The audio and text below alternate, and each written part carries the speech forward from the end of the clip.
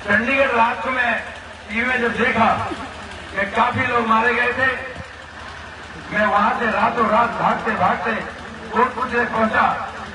कोटपुर से आगे एसपी ने रोक लिया था कि आगे आप नहीं जा सकते। एक उस पर भी जरूरत बांधसूर से निकलता हुआ मैं लंबी नहीं कहते हुए रास्ते में परिंदा पर भी नहीं मार रहा था। कोई भी आदमी रोड पे नहीं था। अगर रोड पे था तो कोई तलवार लेकर, कोई भाला लेकर, कोई लाठी लेकर था, आदमी आदमी को मार रहा था। ये अपनी जान को हथेली में लेकर तब भी मैं पटोल की धरती में बैठा जहां पटोल से जहां कर्नल साहब बैठे और वहां पर कर्नल साहब साक्षात वहां बैठे थे। मैंने कहा कर्नल साहब मैं हरियाणा से एमएलए हूं। मैंने कहा भैया बता दे कुछ कहना चाहता हो। मैं कौन के लिए आया हूं। मैं सरदार बना से इस सब याद से मान के चलो कि कौम का कहीं कहीं अंदर से खून बोलता है कि मैं सब तरह संपूर्ण हो गया तो अंदर से एक आवाज आती है कि जिस कौम में पैदा हुआ है उस कौम के लिए कुछ करना फर्ज बनता है। जब आदमी भरा पूरा हो जाता है तो अंदर से एक आवाज आती है, कोई पहचाने कोई ना पहचाने। मैंने कहा कर्नल साहब 7 रातें पड़ी हुई हैं। उनका भैया बर्फ के पैसे भी नहीं है, पीने का पानी तक नहीं है, चारों तरफ आदमी आदमी था। हम सबने जितने मेरे पास 25-30 हम आए, 1.5 लाख रुपए हमने इकट्ठा हुआ। जैसे सबकी जेब में निकाल के हमने वहीं तुरंत दिया। सरकार ने सब कुछ बंद कर दिया था। उसके बाद मैंने कहा मैं कर्नल साहब इस बात को दिल्ली में जाकर मैं उठाऊंगा और आप कहो तो मैं कुछ घोषणा करूं। मैंने कहा भैया जो भी कर रहे कर रहे। मैंने कहा एक काम करो, मैं 2-2 लाख रुपए इन सबको अपने सामान में अपनी तरफ से दूंगा ताकि जो हो। इतने देर में मेरे से पीछे मेरे कंधे पर हाथ धरके मेरे साथी बोला कि आप ये क्लियर कर दो, इधर 7 लोग निकलेंगे। मैं क्यों? और चारों तरफ राहतें पड़ती जा रही है, बहुत लोग मर रहे। अभी जहां भी देख रहे कहीं 17 मर गए, कहीं 14 मर गए। अरे मैं क्या कायर का काम मत हो जा, सत्य की बात कर। मेरे कौम के लिए समाज सब कुछ देता हो तो सब कुछ भी दे दूंगा, एक पीछे नहीं रखा काम। और मैं कहा इस राजस्थान में नहीं पूरे देश में भी इस कौम के लिए कोई समर्पण होगा उस कौम का भी उसका सम्मान करूंगा। मैंने यहाँ पे ना 72 लोग अपने थे। उसके बाद में 2 लोग पानीपत के शहीद होते, मैं उनके घर के जाकर पैसे लेकर आया था सिर्फ इस बात के लिए कि कौम के लिए लड़ाई लड़ी है। साथियों दिल्ली में मैंने सारे इकट्ठे किए। इकट्ठे करने पर सारे इकट्ठे हुए, कर्नल साहब को बुलाया, पहला गुंजला तलती मराना, रामवीर की जोड़ी, सारे इकट्ठे हुए। इन्होंने कहा एक बात मैं कहना चाहता हूं, आगे लड़ाई लड़ लोगे।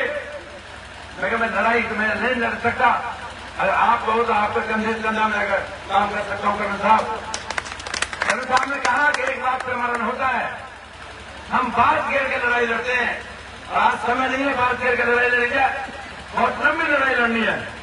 मगर मेरी जान में चाहिए तो जान में दे दूंगा कर्नल साहब, एक पीठ नहीं दिखाऊंगा आपको। ये मेरा वादा हो गया और भरी सभा में मैंने वादा किया। उसके बाद में अजमेर में रैली हुई। अजमेर की रैली में घोषणा की गई।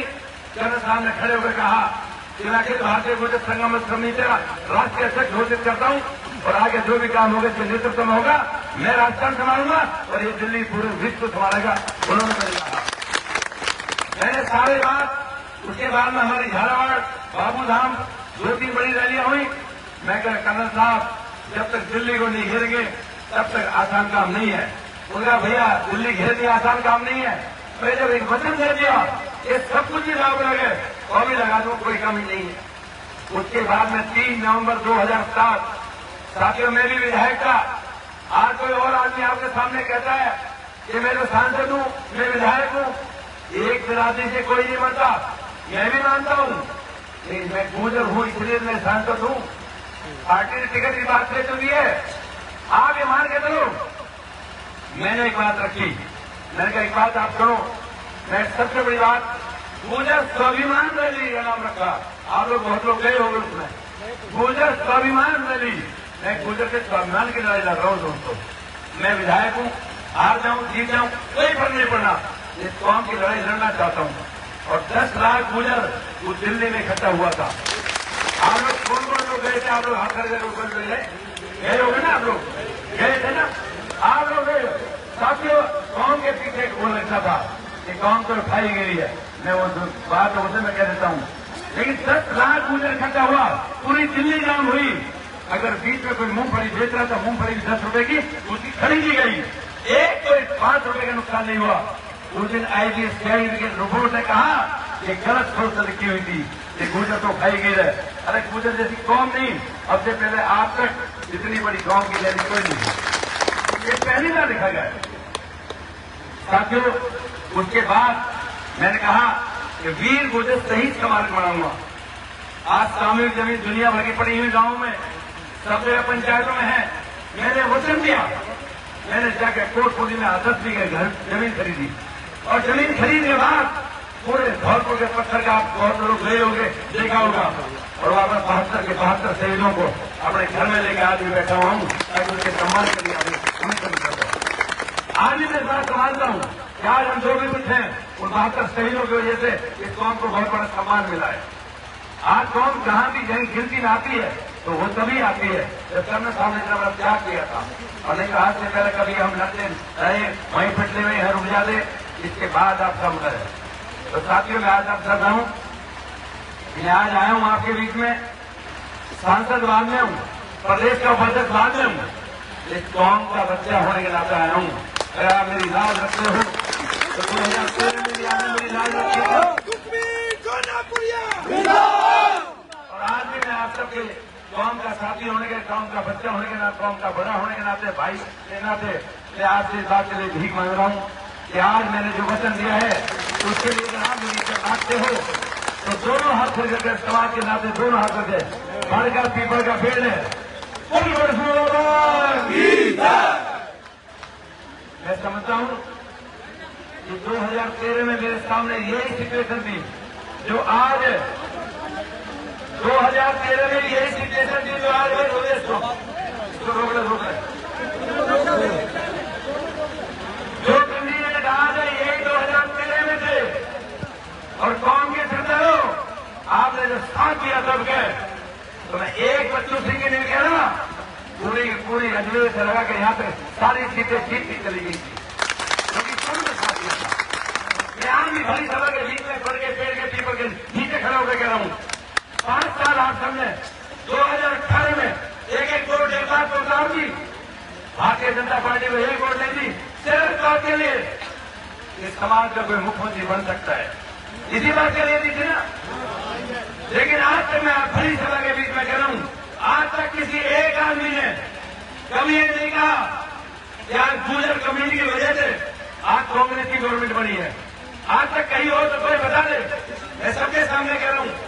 साथ ही मैं अंतुड़े बोलकर वर्षू दादा के स्थान में खड़ा हूं, अरे मंदिर में पीपल के पेड़ के नीचे बड़ा पवित्र नहीं होता। मैंने भरी सभा के बीच में कह दिया था, मगर माने हमारे कैलाश जोशी जी थे, सीपी जोशी जी थे, मेघवाल जी थे, सारे थे। मैं प्रदेश उपाध्यक्ष के नाते मैंने बात रही, मैं अजमेर से लगा के, पर्वत पर से लगा के, और सीधा आप धौलपुर उतर जाओ, 45-50 सीट गुजर कम्युनिटी की वजह से जिता के मैं दूंगा आपको, मैंने वचन दिया। आज एक बार बताओ, आज मैंने इसको वचन दिया था, टिकट दिलवाने कही, सबने मेरे से कहा कि टिकट दिलवाना तेरा काम होगा, तेरा भी हमारे सामने कर दे, टिकट दिलवाना मेरा काम है, जिताना आपका काम है। आज एक बार बताओ, इस टिकट को मैं लेकर आया 2013 में आपने मेरी इज्जत रखी और जिता के भेजा। 2006 में सारा मामला सुधरा साफ कर दिया।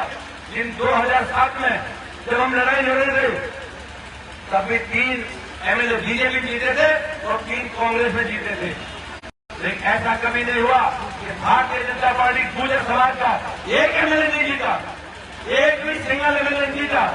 साथ ही आज सबको मालूम है भारतीय जनता पार्टी गवर्नमेंट बनने जा रही है।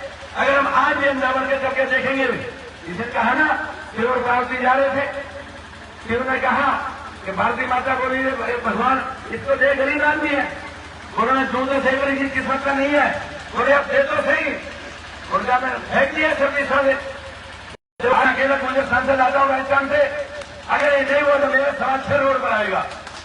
मेरे को तुरंत गलत कर लिया, कहने आप क्या बात कर रहे हो, मैं मेरे मन की पीड़ा थी, मैंने रख दी, मुझे चाहे निकाल दो, भगा दो, जो मर्जी कर दो, लेकिन मैंने अपनी बात रख दी, मैंने रखना था।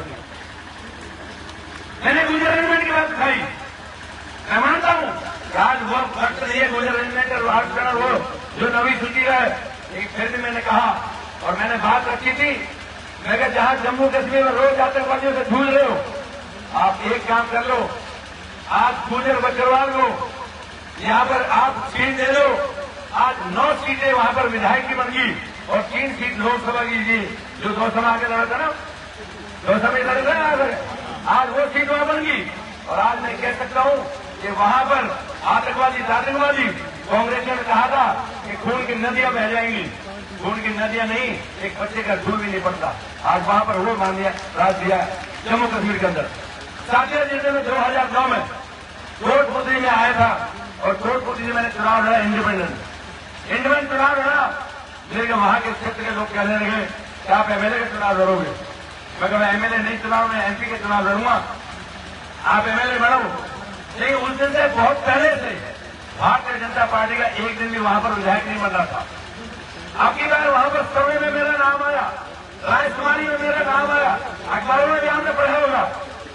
पार्टी ने कहा कि आपको चुनाव लड़ना पड़ेगा, मगर मैं माफी चाहता हूं, मैं चुनाव नहीं लड़ना चाहता विधायक का। उन्होंने कहा तो एक काम करें, टिकट आपके हाथ में, या तो खुद ले ले और नहीं तो हमें विधायक चाहिए। डी ग्रेड की सीटें कोटपुतली। साथियों, मैंने जाके सारे इकट्ठे किए और इकट्ठे करके मैंने कहा एक काम करो, आप बताओ क्या कहना चाहते हो। उन्होंने कहा जी हमारी तो लड़ाई खत्म नहीं होगी, आप खुद लड़ लो। मैं कहा मैं नहीं चाहता, मैं चाहता हूं कोटपुतली का बच्चे यहां से विधायक बने। मैंने सबसे कह दिया, उन्होंने सबने मुझे अथॉरिटी दे दी कि जिसका भी नाम रख दोगे हमें वो मंजूर होगा। मैंने जाकर पार्टी में नाम दे दिया। मैंने कहा हंसराज पटेल को टिकट दे दो, चुनाव जिताना मेरा काम है ना, हाँ मैं वही करूँ। मैंने कहा कि आप एक काम करो, 3 चुनाव लड़ लिया, जब ये लड़ता है जब नाम शुरू कर देता है, राम स्वरूप किया, राम स्वरूप आपकी बात मत करना। मैंने टिकट सबके संपूर्ण समाज से मांगा है। और मैं आज ये कहता हूँ बड़ी सभा के बीच में, आज ये मान के चलो हंसराज